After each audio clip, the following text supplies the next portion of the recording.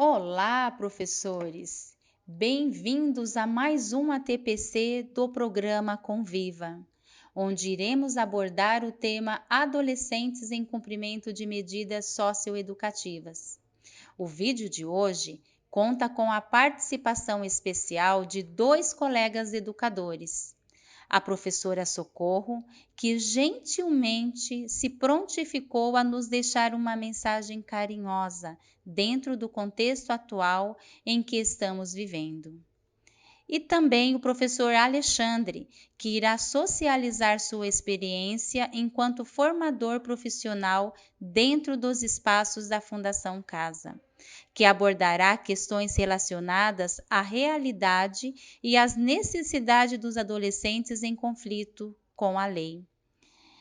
Esperamos que este vídeo auxilie na reflexão sobre o papel da escola e na formação para a cidadania e a convivência com a diversidade. Bom ATPC a todos! Olá, pessoal! Estou aqui hoje para falar um pouquinho como que nós podemos enfrentar esse momento com mais tranquilidade. Todos nós temos um projeto de vida, um projeto que nós fazemos ao longo da nossa vida, que queremos atingir a curto, a médio e até a longo prazo. Como que nós vamos fazer, diante de tantas coisas que estão acontecendo? Fazer as adequações necessárias para que nós possamos, assim, atingir os nossos objetivos. Seja ele profissional, social, pessoal mesmo. E muitas vezes espiritual, que é a nossa fé. Não estou falando fé só no sentido religioso, nem espiritual, mas sim no sentido amplo da palavra. Por quê? Porque essa fé, ela vai nos mover a ver as coisas boas da vida, vai nos motivar a ver as pequenas coisas, as belezas, e vai nos ajudar a não ficar pensando só nas coisas negativas. O que me faz feliz hoje, junto com os meus alunos, mesmo que seja remotamente? Os pais estão sentindo isso na casa, e principalmente os professores que também estão lá se dedicando cada vez mais. Nós temos primeiro que ter a disposição de aprender. Por quê? Porque essa disposição vai nos dar um senso de superação.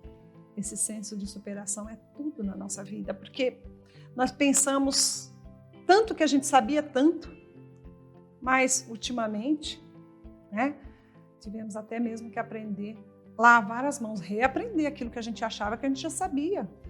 Foi falado tanto isso, Outra coisa também, a convivência. Conviver é muito difícil, não é verdade? Conviver é difícil, mas hoje nós estamos sentindo falta dessa convivência, nossos alunos. Porque convivendo nós compartilhamos, nós multiplicamos os nossos saberes. É maravilhoso isso. Saber tudo isso, pensar tudo isso, que nós não podemos fazer sozinhos. Precisamos do outro. E hoje está difícil, mas não podemos nos entregar à solidão. A solidão não, por quê? Porque isso nos deprime. Nós temos que agir.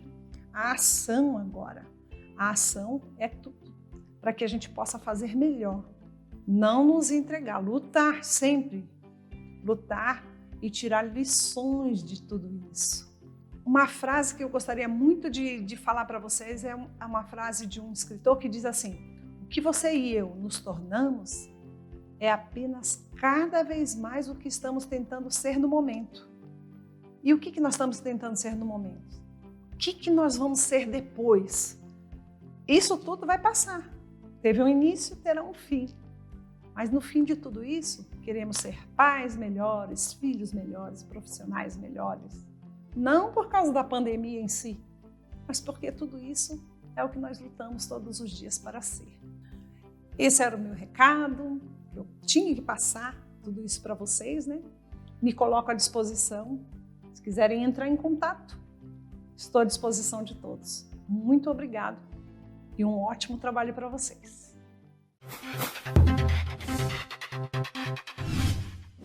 Olá, professores e professoras. Vamos começar essa formação sobre adolescentes em cumprimento de medida socioeducativa. Então, espero que esse conteúdo seja proveitoso para todos e todas. Eu sou o Alexandre, professor do curso de aprendizagem da instituição Senac São Paulo e fui durante 10 anos professor de cursos de qualificação profissional dentro dos centros de internação da Fundação Casa de São Paulo, tá? Então, nós atuávamos com a qualificação profissional de jovens dentro dos espaços da Fundação Casa. Para a gente começar a falar sobre medida socioeducativa, é muito importante, né, sobre as medidas socioeducativas, é muito importante a gente entender primeiro a Constituição Federal de 1988. Então, é impossível falar de medida socioeducativa sem falar da Constituição Federal de 1988. E 2 anos depois, nasce o ECA, né?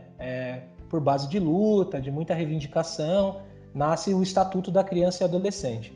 Esse Estatuto da Criança e Adolescente, ele delimita, falando especificamente das medidas socioeducativas, sobre quais as medidas os adolescentes e as adolescentes podem cumprir posterior a cometer um ato infracional, né? Então, essas nomenclaturas elas são importantes porque elas enquadram, né, e delimitam esse jovem dentro da lei voltada para as crianças e adolescentes, tá? Essas medidas elas podem acontecer tanto em meio aberto como em meio fechado.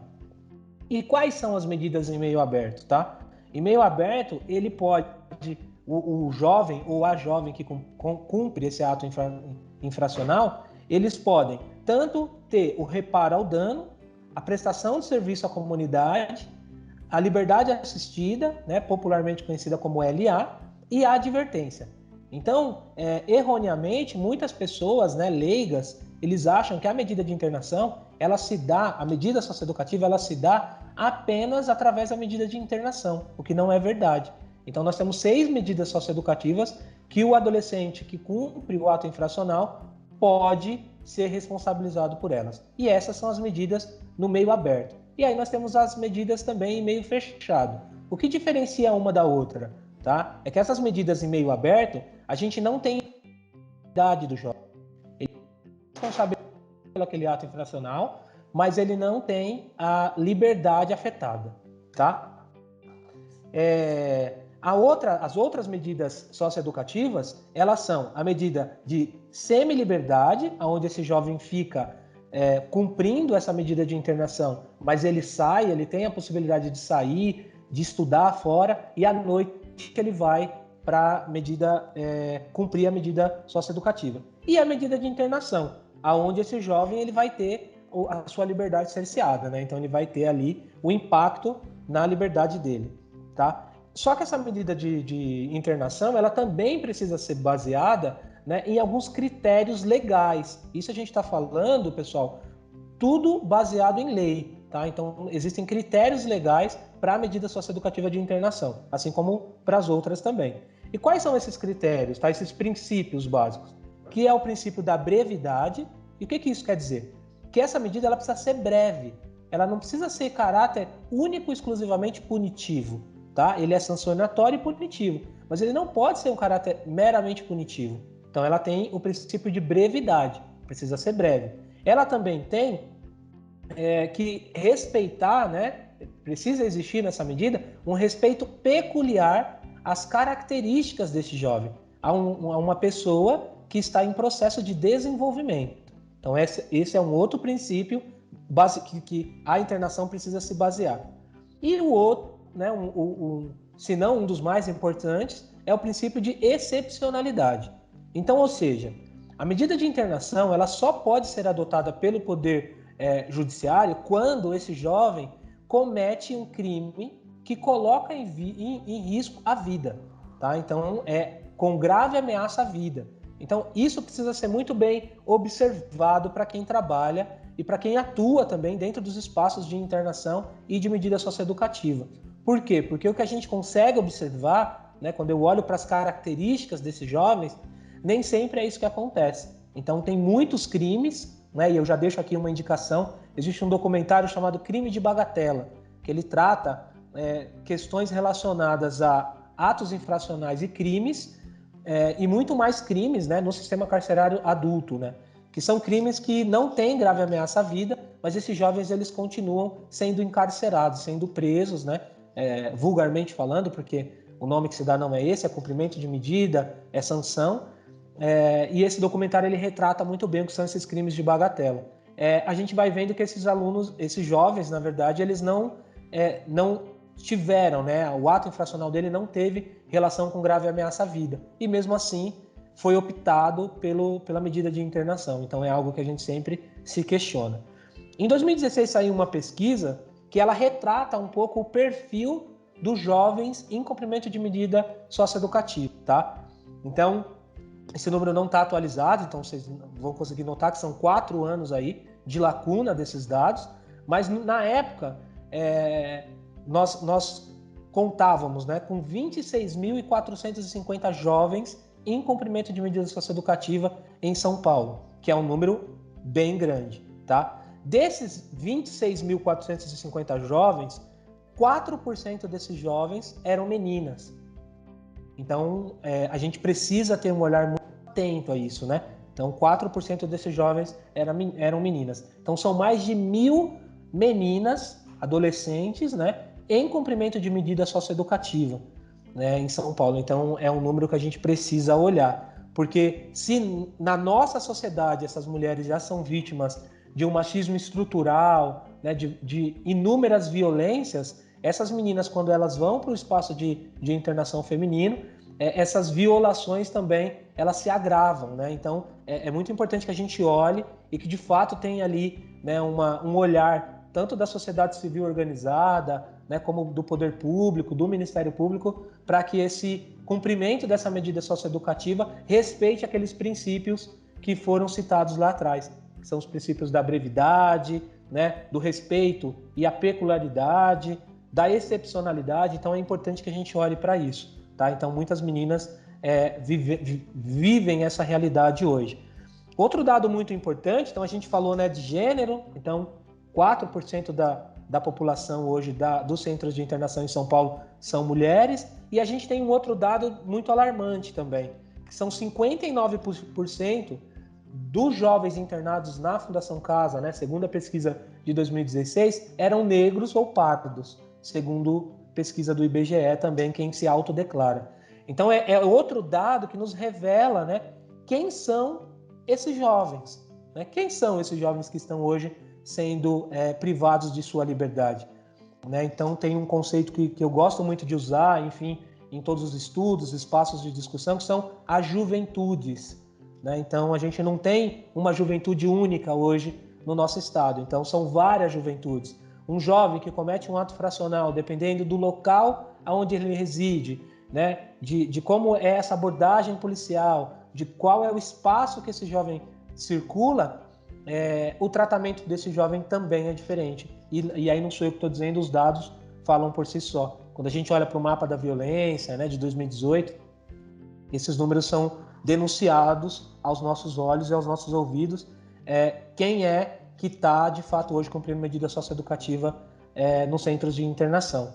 Outro número importante, né, e aí é legal, pessoal, vocês olharem para a gente meio que dar uma carinha para esses jovens e essas jovens que estão em cumprimento de medida socioeducativa nas internações, que são jovens de 16 a 17 anos, quase em sua totalidade. Então, são jovens, voltando, de 16 a 17 anos, negros, né, com uma esmagadora quantidade de meninos dentro dessa condição, e é onde nós temos aí 4% de meninas fazendo parte dessa massa que está aí cumprindo medida socioeducativa em São Paulo. Então, se a gente olhar para esses números, e hoje, como eu atuo, né, dando aula nos espaços da aprendizagem, né, então são empresas aí que contratam esses alunos, esse perfil também é muito parecido.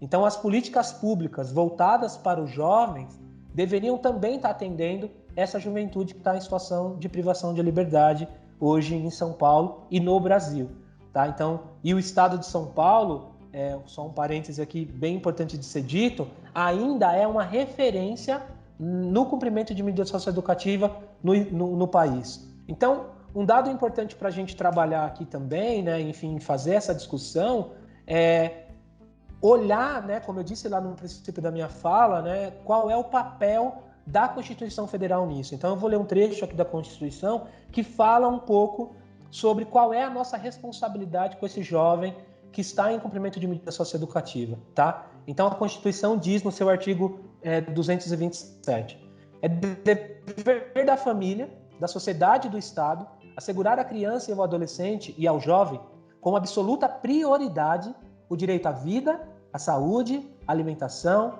à educação, ao lazer, à profissionalização, à cultura, à dignidade, ao respeito, à liberdade e à convivência familiar e comunitária, além de colocá-los a salvo de toda a forma de negligência, discriminação, exploração, violência, crueldade e opressão. Tá? Então, é importante a gente olhar para esse artigo da Constituição, porque ele traz para a gente ali todo o caminho que o Estado, né, enquanto detentor da tutela desse jovem, quando ele está em cumprimento de medida socioeducativa, da responsabilidade do Estado em relação a esse aluno. E não só do adolescente em medida socioeducativa, porque é um grande equívoco pensarmos que o ECA ele existe apenas para defender o jovem infrator. O ECA ele é um documento que defende as juventudes, as crianças, né? Então é importante a gente olhar para isso também com muito cuidado, porque senão a gente acaba sendo equivocado na nossa interpretação desse documento que também, o Estatuto da Criança e Adolescente, também é uma referência, né, mundial do tratamento da criança e adolescente pelo mundo. Então, o ECA ele é utilizado e citado em vários documentos importantes aí em relação à tratativa da criança e adolescente no nosso país e no mundo. Então, é outro dado bem importante, tá? Qual é o papel da escola com os alunos em situação de medida socioeducativa, que estão em cumprimento de medida socioeducativa? Então, é importante também a gente pensar nessas nomenclaturas, tá? Não é o menor infrator, não é o menor que está cumprindo, que está preso, porque o menor ele se remete ao Código de Menores, aonde esse aluno e aonde a gente também nas falácias escuta dizendo, né, vocês são cidadãos do futuro, né? Então isso não é real, né? Esse aluno, através da Constituição Federal, através do ECA, essa criança, esse adolescente, ele já é um cidadão de direito. A Constituição Federal já determina que esse jovem, essa criança, esse adolescente, ele já é um cidadão detentor de direito. E a gente precisa olhar para isso e, como sociedade civil, respeitar e tentar garantir o direito dessas crianças e desses adolescentes. E aí, nessas experiências, esses alunos eles sempre relatam qual é a relação deles com a escola, né? Então, a primeira instituição que é violada, né, que é colocada em xeque, é a relação família, né? Então, esses alunos eles acabam tendo rupturas com as suas famílias, né, em relação à medida socioeducativa e que vai, enfim, desembocar posteriormente na medida socioeducativa. Outro espaço de ruptura é a escola, porque é onde esse aluno ele consegue, fora do seio familiar, ser ele mesmo. Então ele começa com aqueles problemas, né, pequenos delitos na escola e tal. Então é um papel extremamente difícil, desafiador, não estou aqui colocando como um papel simples e nem romantizando a relação do jovem em situação de medida socioeducativa, que está em cumprimento de medida socioeducativa, com a escola, porque é sempre uma relação muito truculenta. Para os gestores, principalmente, é muito desafiador lidar com esse aluno que está, enfim, descumprindo, né, algumas regras e cometendo, às vezes, até alguns atos infracionais dentro da própria escola. Mas é fundamental que a gente trate ações que são pedagógicas como ações pedagógicas e não criminalizando aquela ação. Tá? Então é muito importante, assim, um dos dados que os alunos acabam trazendo para a gente é que questões que são pedagógicas, elas são criminalizadas. Então eu vou, ao invés de chamar, de convidar, de convocar os atores para essa solução desse problema, eu acabo criminalizando aquela ação. Então eu vou pelo caminho né? Então eu chamo ali a polícia para resolver aquela questão. Então esse é um grande desafio. Tá? E eu, de novo, não estou dizendo, gente, não é o meu papel aqui, romantizar essa relação e essa dificuldade. mas eu apenas estou dizendo e trazendo dados que são importantes a gente colocar na mesa, né? Esse aluno em cumprimento de medida socioeducativa, ele não é uma questão apenas da Fundação Casa, apenas da polícia, apenas da família. Ele é uma questão nossa, porque, enfim, o próprio artigo 227 da Constituição Federal traz isso para a gente. Então, é papel do Estado, da família, né, da comunidade, da sociedade civil, cuidar dessas demandas. Então, só estou trazendo aqui para a gente dados que constam na lei. Outro ponto é o espaço da escola que transmita segurança para esse jovem. Esse espaço, ele necessita ser acolhedor, né? E as discussões voltadas para a escola contemporânea, para a escola que olha para a demanda do aluno atual. Existe uma disputa muito grande, né? Existem signos no meio disso tudo que dão para esse aluno poderes que talvez a escola, como um grande desafio, não tem conseguido dar, né? Então eu costumava conversar com alunos e dentro desse espaço, né, desse envolvimento desse aluno com crime organizado, enfim, ou às vezes até crimes, como eu disse, de bagatela, crimes simples, mas que dava para esse jovem signos, né, símbolos, que para ele é muito importante. Então o jovem, sem ensino médio, sem falar inglês, sem capacitação, ele recebe o signo dentro desses espaços de ilegalidade, de trabalho ilegal, que dá para ele o nome de gerente, né? De dono daquela propriedade, enfim, daquele espaço de comércio de entorpecentes, enfim, dentro da ilegalidade. Então, esses signos, eles precisam ser levados em consideração. Esse jovem, ele quer essa visibilidade, ele quer ser inserido nesse grupo. Então, eu acho importante também a gente, enquanto escola, tentar buscar essas estratégias de competir com essa sedução que o mundo lá fora está dando para os nossos jovens também. Tá? Então, e de novo, não é fácil, eu acho que é um trabalho coletivo, em conjunto, e a gente precisa se aproximar desse jovem para entender o que a ele causa fascínio, né? E aí também trabalhar dentro desse espaço de legalidade. Outra questão muito importante também é a preparação da equipe, né, da comunidade escolar para receber esses jovens, né? Então, eu não posso vincular esse aluno ao ato infracional. O jovem, a gente costumava dizer isso muito para eles em sala de aula, né? Joãozinho, Maria, Aninha, Paulo, enfim, para os alunos, vocês não são o crime que vocês cometeram, o ato infracional que vocês cometeram. Vocês são muito além disso. E eu estou aqui para te trazer conhecimento. Como que a gente vai poder fazer para que os conhecimentos que você adquiriu ao longo da sua vida, que são importantes, e esse jovem que foi parar na Fundação Casa, ele é resiliência. Porque muitos deles, o mapa da violência denuncia isso, né? Eles não chegam na Fundação. Eles não entram e não dão entrada na Fundação Casa. Eles morrem antes disso. Então, esse menino que consegue chegar dentro da Fundação, ele é um sobrevivente de um sistema perverso e cruel em qual esses jovens estão inseridos. Tá? Então, outro ponto bem importante, então esse é um dado aí, né? Essa preparação dessa equipe escolar para receber esse jovem que cometeu esse ato infracional e que está sendo inserido na sociedade. A gente também tem, e aí, na minha modesta opinião, a política do ressocialização, né? Ressocializar, redirecionar. E aí, a nossa crítica, enfim, dos grupos que eu faço parte a gente não ressocializa o jovem.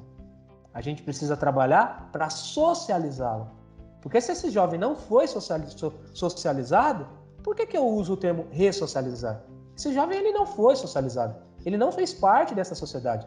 Ele não está fazendo parte dessa festa, né, que está sendo parcelada, que uma parcela da sociedade apenas tem acesso. Então, a gente precisa também discutir essa política da ressocialização. Eu estou socializando esse jovem e não ressocializando, porque eu não preciso socializar alguém que já foi socializado. Então, é uma discussão também importante para a gente fazer, tá? E aí, é muito importante também a gente colocar todos os outros atores nessa discussão da construção de soluções para esse problema. É convocar a família, convocar a sociedade, né?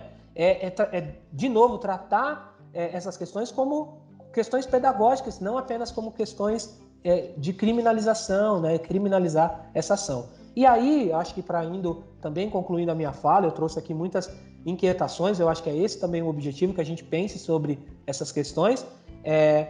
Eu queria trazer uma frase que para mim faz muito sentido, é uma frase freudiana, né? Que é: qual é a nossa responsabilidade pela desordem a qual a gente se queixa, né? Então, nós, como educadores, professores e professoras da rede pública de ensino, né, como pais de família, como membros da sociedade em qual a gente faz parte, qual é a nossa responsabilidade nessa queixa, né, nesse problema que a gente se queixa?